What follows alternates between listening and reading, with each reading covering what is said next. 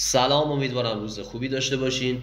امروز آموزش پورتری تایسون در خدمتتون هستیم.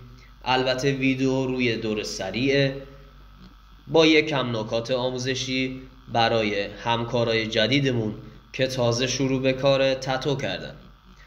ببینید رفقا، برای اجرای پورتری باید چند تا نکته رو در نظر بگیرین.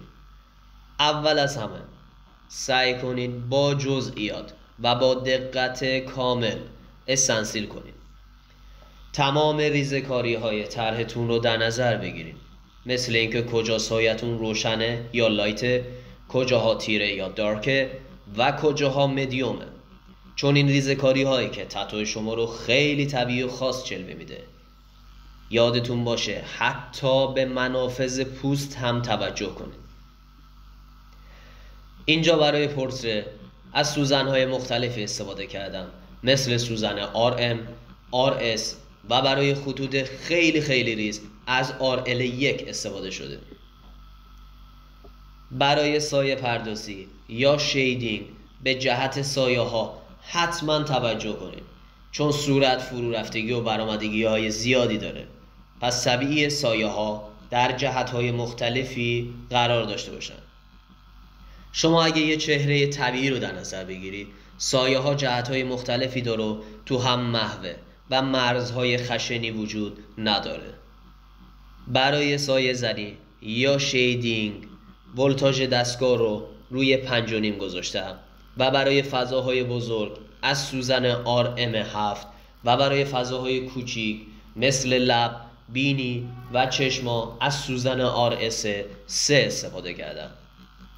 به این نکته توجه کنید که ولتاژ دستگاهتون متناسب با سرعت دستتون و همچنین قدرت دستگاهتون تنظیم میشه.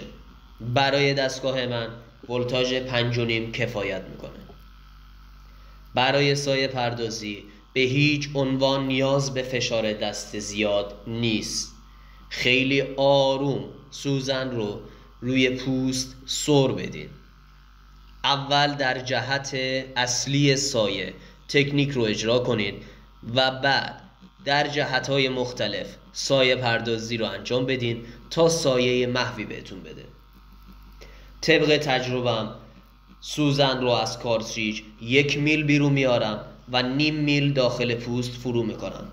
دقت کنید 0.5 میل، یعنی با سر سوزن سایه پردازی رو انجام میدم.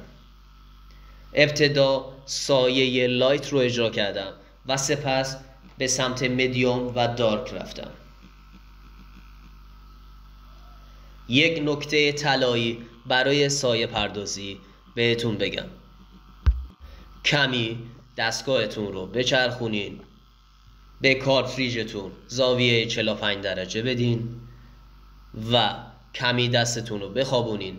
اصلا نیازی نیست دستگاهتون زاویه 90 درجه با پوست داشته باشه. برای سایه پردازی نیازه که شما تکنیک های مختلف سایه پردازی رو یا شیدینگ رو بلد باشین. تکنیک های مثل 1 سر باز، رفت و برگشتی و 2 سر باز و خیلی از تکنیک های دیگه.